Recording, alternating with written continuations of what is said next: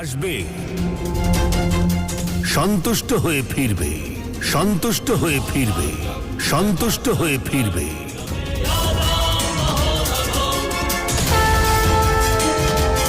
তথাস্তু, তথাস্তু, তথাস্তু। भिक्षां देहि, भिक्षां देहि, भिक्षां देहि।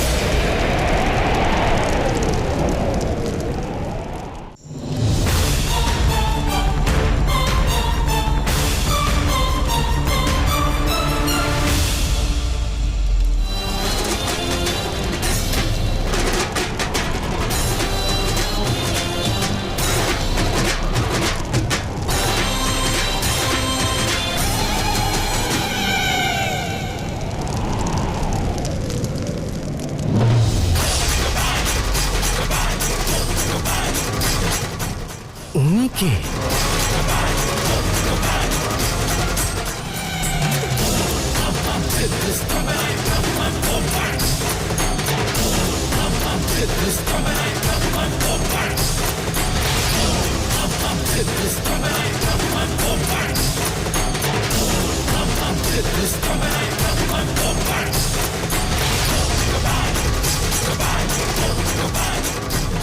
भिक्षां देहि।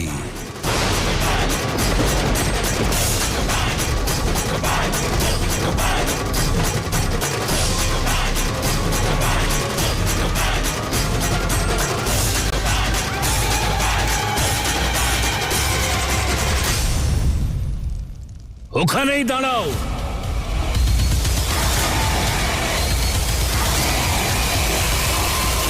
কে তুমি আর কোথা থেকে এসেছো? আমার সৃষ্ট এই সংসারে তোমার কোনো কাজ নেই, ফিরে যাও। আমার দেওয়া ওই সীমানা পার করতে পারবে না তুমি।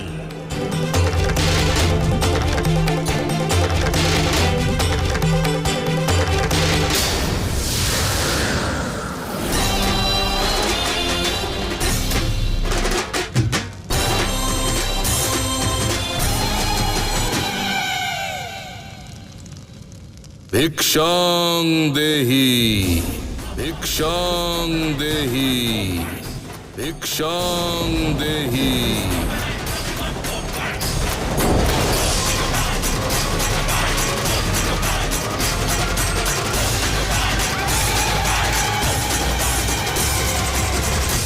প্রতীক্ষা করো মলিন অঘরী। এই মলিন বস্ত্র, এই রুক্ষ মুখ এই ব্রহ্মার সৃষ্টিতে থাকবার যোগ্য নয়। তোমার অসুরদের সঙ্গে স্থান মিলবে।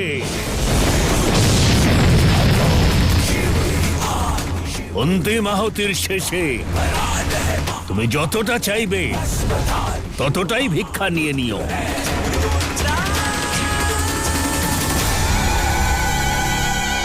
এ কি? সংসারকে যিনি সব দেন সেই মহাদেব ভিক্ষে চাইতে ব্রহ্মালোকে কেন এসেছে নারায়ণ? এর উত্তরও আপনি শীঘ্রই পেয়ে যাবেন দেবী।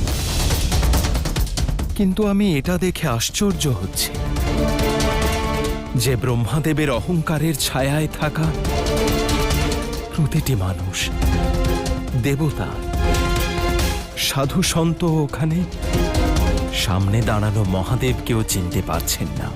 এই ভয়টা তো আমারও রয়েছে নারায়ণ। মহাদেবের তো করুণা ছিল, কিন্তু কাপালিকের কেবল ক্রোধ আছে। যদি ওখানে কেউ কোনো রকম ভুল করে তাহলে কাপালিক ক্ষমা করবেন না। চলুন দেবে, আমরাও গিয়ে মহাদেবের এই লীলা দেখি আর বোঝার চেষ্টা করুন যে মহাদেব কেন শ্রেষ্ঠ, কেন তিনি দেবাদিদেব, দেবাদিদেব, দেবাদিদেব। আমি একজন ভিক্ষুক ব্রহ্মাদেব। প্রতীক্ষার ধর্ম অবশ্যই পালন করব, কিন্তু আপনি হলেন যজমান। আশা করি যে আপনি একজন ভিক্ষুকের ইচ্ছা পূরণের ধর্ম অবশ্যই পালন করবেন।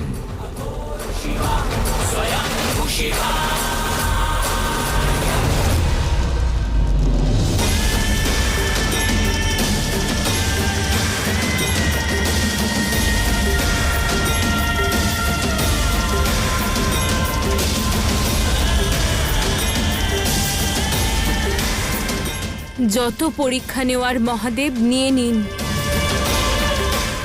যত কঠোর হওয়ার হয়ে নিন। আমি আপনাকে হতাশ করব না। আমি ভক্তির পথ বেছে নিয়েছি, শক্তির নয়।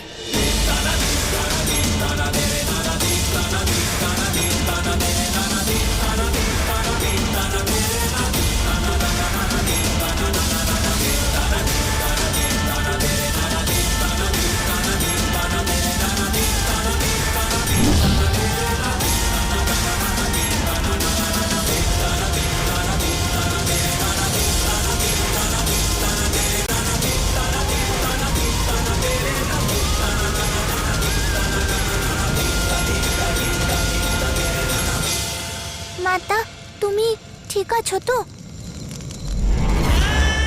আমি ঠিক আছি পুত্র। এ মহা গৌরী হওয়ার যাত্রা, এতে কষ্ট তো হবেই। আমি সব কষ্টের জন্য প্রস্তুত, সব যন্ত্রণার জন্য প্রস্তুত।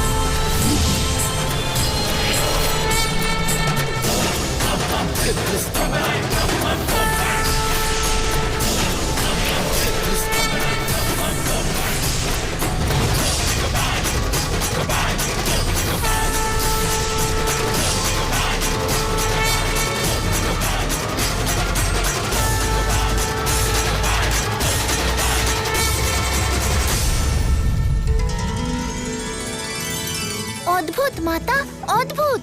পিতা তোমার ডাক শুনেছে। এবার শুধু এইভাবেই বাকি 8টা পরীক্ষাতেও সফল হও তুমি। আমি তোমার সঙ্গে আছি।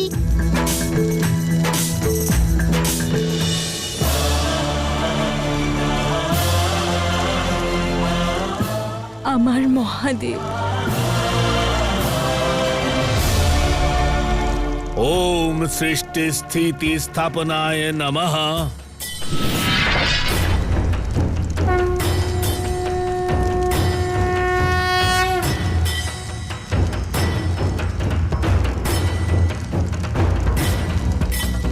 ভিক্ষাং দেহি।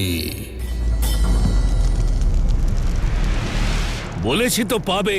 এই যজ্ঞ থেকে তৃপ্ত হয়ে ফিরবে তুমি, কিন্তু শুধু ভিক্ষাই পাবে। আমার সংসারে প্রবেশ করবার অনুমতি নেই, কারণ তোমার ধ্বনিতে বিদ্রোহের দুর্গন্ধ রয়েছে, বিদ্রোহের দুর্গন্ধ রয়েছে।